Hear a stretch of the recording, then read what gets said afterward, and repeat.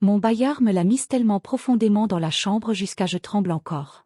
Je m'appelle Amina, et je suis une femme de 28 ans, indépendante et ambitieuse. Mais il y a quelques mois, la vie a pris un tournant que je n'aurais jamais pu imaginer. Je vivais dans un charmant appartement au cœur de la ville, un endroit que j'aimais profondément. Cependant, ma situation financière a commencé à se dégrader, et je n'ai pas pu payer mon loyer pendant 2 mois. C'était une période difficile, pleine d'incertitudes. Un jour, alors que je m'apprêtais à sortir pour un entretien d'embauche, j'entendis frapper à ma porte. C'était le bailleur, Monsieur Coulibaly, un homme d'une quarantaine d'années, toujours impeccablement habillé. Je savais qu'il venait pour des explications, et mon cœur battait la chamade. En ouvrant la porte, je me suis retrouvée face à lui, son regard sérieux et déterminé. « Amina, nous devons parler de votre loyer. Cela fait 2 mois que vous ne payez pas, » dit-il d'une voix ferme. Je pouvais sentir la tension dans l'air, mais quelque chose en moi se mit à vibrer. Je savais que je devais trouver un moyen de le convaincre de me donner un peu plus de temps. Alors, sans vraiment réfléchir, j'ai décidé de jouer ma carte.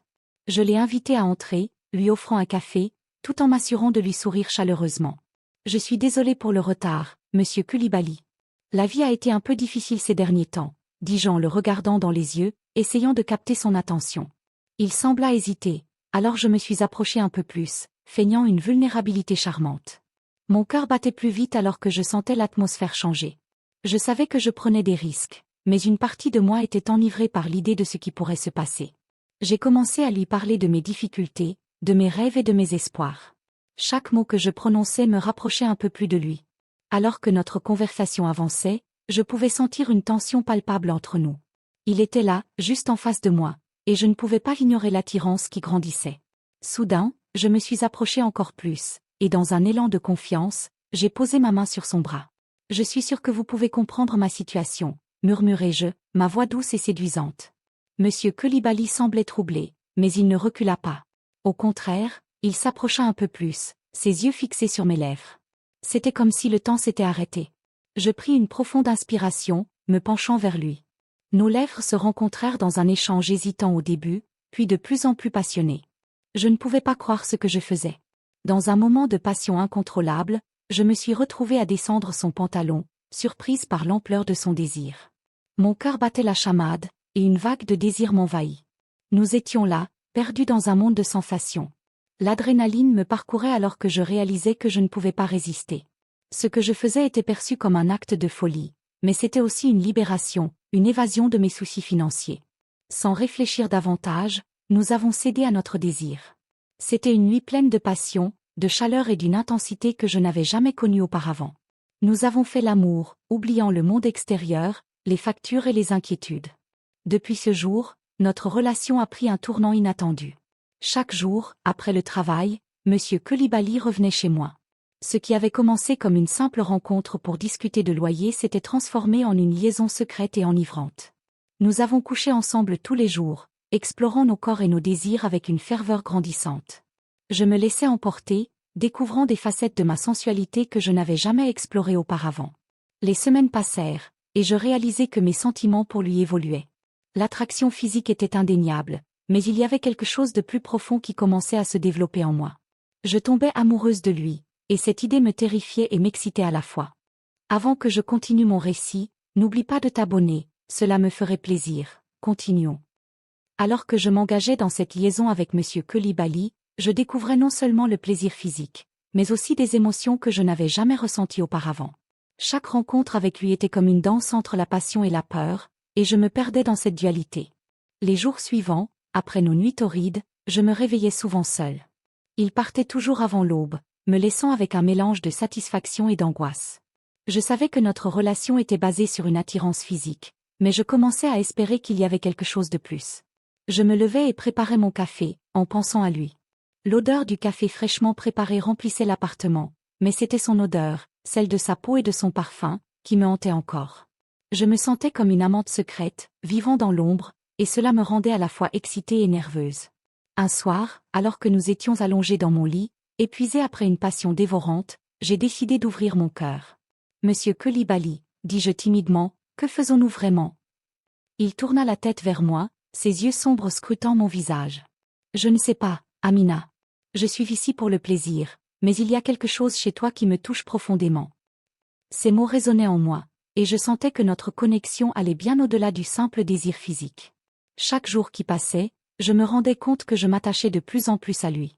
Je commençais à ressentir des émotions compliquées, un mélange de désir, d'amour et d'angoisse. Je savais que notre relation ne pouvait pas rester secrète éternellement, et cela me terrifiait. Un soir, alors que nous étions assis sur le canapé, je m'approchai de lui, cherchant du réconfort. Je ne peux pas m'empêcher de penser à nous, avouai-je, ma voix tremblante. Ni moi, répondit-il, passant sa main dans mes cheveux. Mais je suis un homme occupé, Amina. Je ne peux pas te promettre un avenir.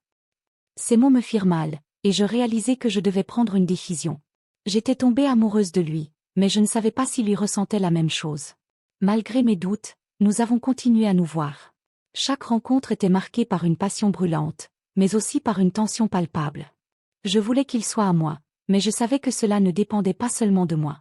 Un jour, alors que nous étions dans mon appartement, il m'a surprise en m'embrassant avec une ferveur que je n'avais jamais connue. « Je ne peux pas me passer de toi, Amina », murmura-t-il entre deux baisers.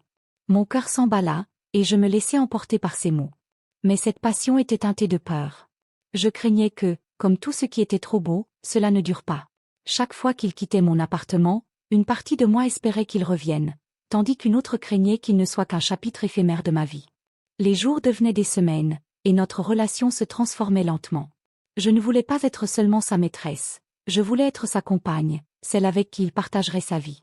Un soir, alors que nous dînions ensemble, je pris mon courage à deux mains. « Monsieur Coulibaly, dis-je, je pense que je suis amoureuse de vous. » Il me regarda, ses yeux scrutant les miens. « Amina, je suis touchée. Mais tu sais que notre situation est compliquée. » Mon cœur se serra. Je savais qu'il avait raison, mais je ne pouvais m'empêcher de vouloir plus. Ce que je ressentais pour lui ne pouvait pas être ignoré, et je savais que je devais lui faire comprendre que je voulais construire quelque chose de plus fort. Après avoir avoué mes sentiments à Monsieur Coulibaly, j'ai ressenti un mélange de soulagement et de peur. Je savais que notre relation prenait une tournure sérieuse, mais les incertitudes qui l'entouraient me hantaient. Lorsque j'ai déclaré mes sentiments, j'ai vu une lueur de surprise dans ses yeux. Monsieur Coulibaly, cet homme si sûr de lui, était visiblement troublé. « Amina, je suis flattée, mais notre connexion est complexe. Je ne peux pas te promettre ce que tu désires. » Ces mots résonnaient comme un coup de poignard dans mon cœur. Je savais que notre liaison était fondée sur un mélange de désirs physiques et d'émotions naissantes, mais je voulais plus. Après cette conversation, une distance s'est installée entre nous. Monsieur Coulibaly devenait plus distant, et je sentais que chaque rencontre était teintée d'une tension sous-jacente. Mon cœur se serrait à chaque fois que je le voyais partir sans un mot tendre, sans un geste affectueux. Il venait toujours, mais quelque chose avait changé. Les rires et la légèreté avaient laissé place à des silences pesants. Je me sentais comme une amante cachée, désireuse d'être plus, mais prisonnière d'un amour qui semblait voué à l'échec. Puis, un soir, alors que je m'apprêtais à sortir avec des amis pour me changer les idées, mon téléphone vibra. C'était un message de lui, « J'ai besoin de te voir. » Mon cœur s'emballa. Je ne savais pas si cela serait pour discuter ou pour raviver notre passion. Lorsqu'il arriva, il avait l'air inquiet, presque désespéré. « Je ne peux pas m'éloigner de toi, Amina, » avoua-t-il, prenant ma main. Son regard était intense, et je pouvais sentir la chaleur entre nous renaître. Nous avons passé la nuit ensemble, redécouvrant une passion que je pensais perdue. Chaque baiser, chaque caresse était comme une promesse silencieuse de ce que nous étions. Nous étions de nouveau liés par cette attraction irrésistible, mais une ombre persistait au-dessus de nous. À travers nos ébats, je réalisais que je voulais plus que de simples moments de plaisir. Je voulais qu'il soit là, à mes côtés, pas seulement dans les moments de passion, mais aussi dans les moments de vulnérabilité. Cependant, malgré ces retrouvailles passionnées, ma peur de le perdre ne faisait que grandir. Chaque fois qu'il quittait mon appartement, je me demandais si c'était la dernière fois que je le voyais. J'angoissais à l'idée qu'il puisse trouver une autre femme, quelqu'un qui pourrait lui offrir ce qu'il désirait vraiment. Un soir, alors que nous étions blottis l'un contre l'autre, je lui demandai « Que ferions-nous si nous devions nous séparer un jour ?» Son regard se durcit, et il murmura « J'essaierai de ne pas y penser. Mais je ne peux pas te promettre l'avenir. » À ce moment-là, je réalisai que je devais prendre les choses en main. Je ne pouvais plus rester dans cette situation floue, à la merci de ses sentiments fluctuants. Je voulais être avec lui, mais je devais aussi protéger mon cœur. Une nuit, alors que la lune brillait à travers la fenêtre, je pris une décision. « Monsieur Coulibaly, dis-je, ma voix déterminée, nous devons parler de notre avenir. » Je ressentais une force nouvelle, une volonté de ne pas rester passif dans cette relation. Que dirais-tu de prendre un risque, lui demandai-je, le regardant droit dans les yeux. Je veux que tu sois mon partenaire, pas seulement un amant. Il était silencieux, son regard fixant le sol. Je savais que j'avais mis les choses sur la table, et je redoutais sa réponse. Finalement, il leva les yeux vers moi, une lueur d'hésitation dans son regard. Amina, je tiens à toi. Mais je suis terrifiée. Ces mots étaient comme une promesse et une menace. Je savais que notre amour ne pouvait pas se développer dans l'incertitude. Après avoir proposé de devenir plus qu'amant, j'avais mis en lumière une réalité que je redoutais, la complexité de nos sentiments et de notre avenir. Après ma proposition audacieuse, un silence pesant s'installa entre nous. Monsieur Coulibaly semblait plongé dans ses pensées, ses yeux tristes fixés sur le sol. Je pouvais sentir mon cœur battre la chamade, chaque seconde paraissant une éternité. Finalement, il releva la tête, ses yeux brillants d'émotion. « Amina, je suis flatté par ce que tu proposes. Mais je ne veux pas te blesser. » Cette déclaration me frappa. Il avait raison. Je me doutais qu'il portait un poids sur ses épaules, des responsabilités qui allaient au-delà de notre liaison.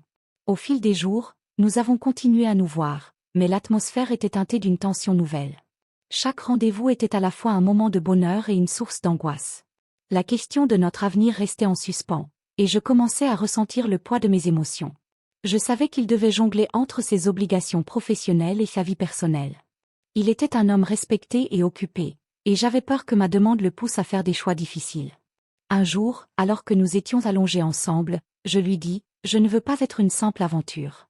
Je veux être à tes côtés, dans les bons comme dans les mauvais moments. » Monsieur Coulibaly me regarda avec une intensité troublante. « Amina, tu es incroyable, mais je ne peux pas te promettre ce que tu mérites. » À ce moment, je compris la réalité de notre situation. Mon cœur était en jeu, et il avait besoin de prendre du recul pour réfléchir. Je commençais alors à me poser des questions. Est-ce que notre amour était suffisant pour surmonter les obstacles? Je n'avais jamais voulu être une femme qui se bat pour l'affection de quelqu'un, mais avec lui, tout semblait différent. Les jours suivants, une distance s'installa naturellement entre nous. Nos rencontres devenaient plus rares, et chaque séparation était une torture. Je passais mes journées à me rappeler de ses baisers, de son rire, mais aussi de la douleur de son hésitation. Je me suis mise à sortir plus souvent avec mes amis, cherchant à m'évader de cette réalité. Mais chaque fois que je rentrais chez moi, le silence de mon appartement me rappelait son absence. Un soir, alors que je sortais avec des amis dans un bar, je le vis au loin, en train de discuter avec une autre femme. Mon cœur se serra. Je savais que j'avais des raisons d'être inquiète, mais je ne pouvais pas m'empêcher de ressentir une vague de jalousie. Le lendemain, j'ai décidé de lui parler de mes sentiments. « Je t'ai vu hier, avec une autre femme, » dis-je, ma voix tremblant d'émotion. Il se tourna vers moi, son expression se durcissant. « Amina, ce n'était rien. Juste une discussion d'affaires, » répondit-il, mais je pouvais voir l'inquiétude dans son regard. « Je n'ai jamais voulu te blesser. » Ce moment marqua un tournant. Je réalisai que je ne pouvais plus rester dans l'incertitude. « Je ne peux pas vivre dans cet état d'angoisse, » avouai-je, ma voix empreinte de détermination. « Je veux que tu sois honnête avec moi. Si tu ne peux pas te projeter avec moi, dis-le-moi maintenant. » Il prit une profonde respiration, et je sentis que le temps se figeait autour de nous. « Amina, tu comptes beaucoup pour moi, mais je ne suis pas prêt à faire des promesses que je ne peux pas tenir. » Ces mots résonnèrent en moi comme un écho douloureux. J'étais dévastée, mais en même temps, je savais que je ne pouvais pas le forcer à s'engager. Je pris une décision difficile. Peut-être que nous avons besoin de temps, de distance pour réfléchir à ce que nous voulons vraiment. Après notre conversation décisive, j'avais pris la douloureuse décision de nous accorder un peu de distance. C'était un acte de protection, tant pour mon cœur que pour le sien, mais la séparation était plus difficile que je ne l'avais imaginé. Les jours qui suivirent furent un véritable défi. L'appartement qui avait été le théâtre de nos passions était désormais chargé d'une mélancolie pesante. Je m'asseyais sur le canapé, me remémorant ses rires, ses caresses, et je réalisais à quel point il me manquait. Chaque instant de solitude était une épreuve. Je sortais avec des amis, mais rien ne pouvait combler le vide qu'il avait laissé. Je me sentais comme un navire à la dérive, sans direction, errant entre la nostalgie et l'incertitude. Mon esprit était un tourbillon de pensées. Je pensais à lui, à nos moments ensemble, à la passion que nous avions partagée. Mais je me demandais aussi si cette distance était vraiment ce dont nous avions besoin. Avions-nous le temps nécessaire pour réfléchir à ce que nous voulions? Je le voyais de temps en temps dans la rue, où j'entendais des rumeurs à son sujet. Il semblait occupé, mais je me demandais s'il pensait à moi. Les doutes m'assaillaient. Était-il vraiment en train de se concentrer sur sa carrière, ou cherchait-il simplement à s'éloigner de moi? Il était difficile de résister à l'envie de lui envoyer un message, de lui demander comment il allait. Chaque fois que je prenais mon téléphone, je me battais contre cette impulsion. Je savais que si je le contactais, cela risquerait de faire ressurgir des émotions que nous avions tenté de mettre de côté. Un soir, après une journée particulièrement difficile, je cédai à la tentation. Je lui envoyai un message. « Comment vas-tu » Je savais que je prenais un risque, mais j'avais besoin de savoir. Les minutes qui suivirent me parurent une éternité. Finalement, mon téléphone vibra. « Je vais bien, Amina. Et toi ?» Ce simple échange raviva en moi une flamme que je croyais éteinte. Nous avons commencé à échanger des messages régulièrement, partageant nos vies, nos pensées, et même nos doutes. Il était toujours là, même à distance, et je sentais que notre connexion, bien que fragile, était toujours présente. Un soir, il proposa de nous rencontrer pour discuter de notre situation. J'étais à la fois nerveuse et excitée.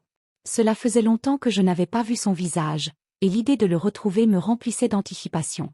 Lorsque nous nous sommes retrouvés dans un petit café, j'étais submergée par des émotions contradictoires. Il avait toujours ce charme irrésistible, mais une certaine tristesse semblait l'habiter. « Amina, je suis heureux de te voir », dit-il, prenant ma main dans la sienne. Ce geste me réchauffa le cœur, mais je savais que nous devions parler sérieusement. J'ai réfléchi à tout ce que nous avons traversé, commençai-je, le regardant droit dans les yeux. Je ne veux pas vivre dans l'incertitude. Je veux savoir si nous avons un avenir ensemble. Il prit une profonde inspiration, et je pouvais voir la lutte dans ses yeux. « Amina, tu es incroyable, mais ma vie est compliquée. Je ne peux pas te promettre ce que tu désires. » Ces mots me frappèrent comme un coup de poing. Je savais qu'il avait des obligations, mais je voulais qu'il sache à quel point je tenais à lui. « Je ne te demande pas de faire une promesse, mais juste d'être honnête sur ce que nous sommes, » dis-je, ma voix tremblante. « Je suis prête à prendre des risques, mais je ne peux pas le faire seule. » Monsieur Coulibaly me regarda, son expression se durcissant. « Je tiens à toi, Amina, mais je ne sais pas si je suis prêt à m'engager. » Mon cœur se serra, mais je savais que je ne pouvais plus rester dans cette position. « Alors, peut-être que nous avons besoin de temps pour réfléchir à ce que nous voulons vraiment, » suggérai-je. Il acquiesça, et je compris que cette distance, bien que douloureuse, était peut-être nécessaire pour que nous puissions vraiment évaluer nos sentiments. Après notre rencontre au café, il était clair que nous devions prendre du temps pour réfléchir à notre relation. Les jours qui suivirent furent empreints de réflexion. J'ai pris le temps de me concentrer sur moi-même, sur mes aspirations et mes désirs. Je savais que je ne pouvais pas me perdre dans une relation qui ne me promettait pas l'avenir que je souhaitais. Monsieur Coulibaly, de son côté, semblait également prendre du recul. Nous échangions des messages de temps à autre, mais la tension qui avait marqué nos rencontres précédentes était toujours présente. Finalement, un soir, alors que je marchais dans le parc, je pris la décision de lui envoyer un message. Je pense que nous avons tous les deux besoin de temps pour nous. Peut-être que la distance est ce qu'il nous faut pour vraiment comprendre ce que nous voulons. Il me répondit rapidement. « Je comprends, Amina. Je tiens à toi, et je ne veux pas te perdre. Prenons le temps qu'il faut. » Ces mots me réconfortèrent, mais je savais que la distance ne serait pas facile. Nous avions besoin de ce temps pour grandir individuellement, pour nous redécouvrir sans l'ombre de nos attentes. Au cours des mois suivants, j'ai appris à apprécier ma propre compagnie. Je me suis lancée dans des projets personnels, j'ai retrouvé des amis, et j'ai redécouvert mes passions. Monsieur Coulibaly, de son côté, continua à se concentrer sur sa carrière, mais il prenait également le temps de réfléchir à son bonheur personnel. Nous avons chacun évolué, apprenant à nous connaître nous-mêmes avant de penser à un éventuel « nous ».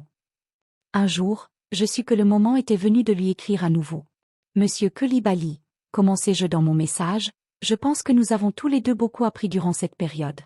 J'aimerais savoir si tu es prêt à discuter de notre avenir. » Sa réponse ne se fit pas attendre. « Amina, j'ai beaucoup réfléchi. Je suis prêt à explorer ce que nous pourrions être ensemble, mais je veux que ce soit sur des bases solides. » Nous avons finalement décidé de nous revoir, d'aborder notre relation d'un nouvel angle, plus mature. Cette fois, il n'y avait pas de promesse irréaliste, mais une volonté de construire quelque chose de beau, étape par étape. Notre histoire ne fut pas parfaite, mais elle était authentique.